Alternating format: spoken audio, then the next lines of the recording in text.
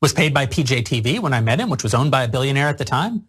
Then he was paid by CRTV for a number of years, which was owned by a billionaire at the time. Then he was paid by The Blaze, which was subsidized by a billionaire. And he didn't necessarily have to be profitable. And he doesn't know for a fact that he was profitable because, as he has said very publicly, all those companies, none of them really shared all the information about what was happening with them. So Stephen feels very certain that his show was always profitable, but he doesn't know that his show was profitable. That is Jeremy Boring, CEO of Daily Wire, I think laying out the entire thing and largely making the case that we've been making for some time, that there is a reason that there is $50 million to hand to a person like Steven Crowder. There's a reason there's however many millions of dollars Ben Shapiro makes, or there's endless money to make, faux documentaries attacking the trans community. There is always money on this side because there are always billionaires on this side that are doing it for one of several possible explanations. One, they just really enjoy the content, or they think it's an investment in what they really care about, which is staying billionaires and growing their wealth. Steven Crowder has always had some rich person who thought boosting Steven Crowder was in their financial interest. And that is why I think you have to give some credit to them for building their audience. I don't think that if nobody liked it, there was any way that you could force people to watch it. But let's also bear in mind, that documentary that what's his face Walsh put out, they spent millions and millions of dollars advertising that.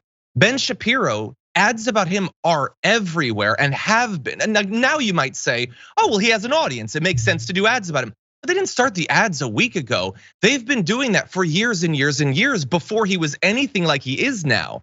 And so, yes, it is nice when there is a billionaire who is willing to just throw millions of dollars into a hole to create a platform for you. No one is doing that for anyone on the left. No one has ever done that for anyone on the left. I am not sure that $5,000 has ever been spent to promote the damage report because we don't have a billionaire who's gonna do that. Now, that said, I am not saying that all of Ben Shapiro or Matt Walsh or Steven Crowder's audience is due to being created in a lab and then artificially boosted by millions of dollars. I think that that's necessary, it's a large part, but there is naturally an appeal to their content, and we talk about it pretty often. They know that there are people out there who want to be told that the worst aspects of them are the best aspects of them, that they never need to get better. They never need any more empathy or intelligence or curiosity or consideration. The things about you, the people you hate, the people you're scared of, that makes you inherently superior. That and a whole bunch of stuff that you inherited by birth. Your religion, your country of origin, your race, the fact that you're cis, the fact that you're straight, whatever it is, all of those things make you better than everyone else. And every day, if you tune in, I'm gonna attack those people that you already hate, and I'm gonna convince you to hate them more, and I'm gonna tell you why you're better than them. There is always going to be an audience for that stuff. And then you think about what do leftist shows do? We try to get people to become better than they are. To fight for their own interests, yes, but also to fight for the interests of many other people. To try to put yourself in the head of people who have fundamentally different life experiences in a variety of different ways. We ask people to do things from time to time that are cognitively and emotionally difficult, and to stay tuned in with their eyes on the prize to long-term goals that require tons of work and have major setbacks along the way. On their side, it's always Christmas. You're always the best. We're never gonna make you think about anything that's gonna make you even briefly uncomfortable unless it's used to fire you up to attack someone. Yes, there is always going to be some kind of audience for that. And if Steven Crowder were to fall off a cliff tomorrow, there would be some other former frat boy who would be saying the same sorts of misogynistic and homophobic things, and he would find an audience for it too. Brett, what do you think? Do you disagree? I'm absolutely with you on this. This is like the main takeaway of all of it, is that they always have billionaires dumping tens of millions of dollars into their coffers every month, because that's the same chunk of money that they divvy up and give to lobbyists. They're trying. I mean, the whole reason that Charlie Kirk exists is to get the younger generation to stop being so damn understanding of everyone. Yeah.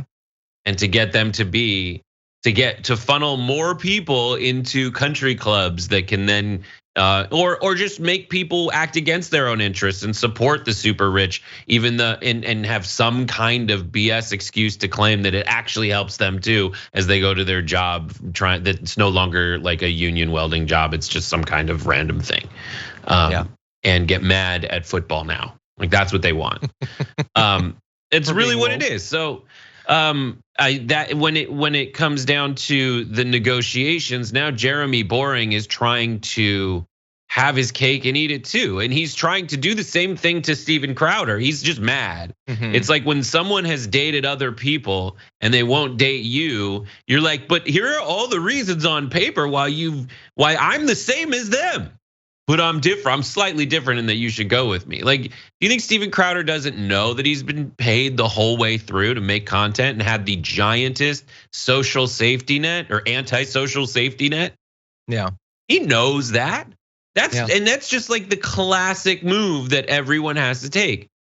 They're the classic move of the people who are running a business. They're like, I have to keep the lights on. Every employee I have costs like their salary times probably like 1.75. Like, and all the people that are directly generating revenue, I have parts of the business that are now administrative because I have so many people. There's people that don't make any money for the company that I have to pay as well. And then they all come back, and there's gonna be communists who are mad at me who are like, yeah, I paid for the production of your content. You tell me if the deal sheet we frame around that dynamic makes sense to you. If it doesn't, then move on. This is just an offer. And so Steven Crowder's trying to use that. You know, he's eaten from that hand his whole life, trying to just get big enough to get out of that orbit. And now that he has the potential to really thrive out of that orbit, he's doing what you should do in a negotiation, where you look at them and say, like, here's what I'm willing to accept, and it's not what you've offered me. His calculations are like, do I want to say that in a private room? Do I want to say that to a big audience? Do I want to, in turn, try to take down the entire organization a peg, because I'm never going to join them anyway, and I want to show myself as the robust, purer alternative to what they're telling you they do, but really they just suck off a corporate teat. That could be it. Yeah, if you were planning to do your own independent thing, then why not, burn them down on the way out, I suppose.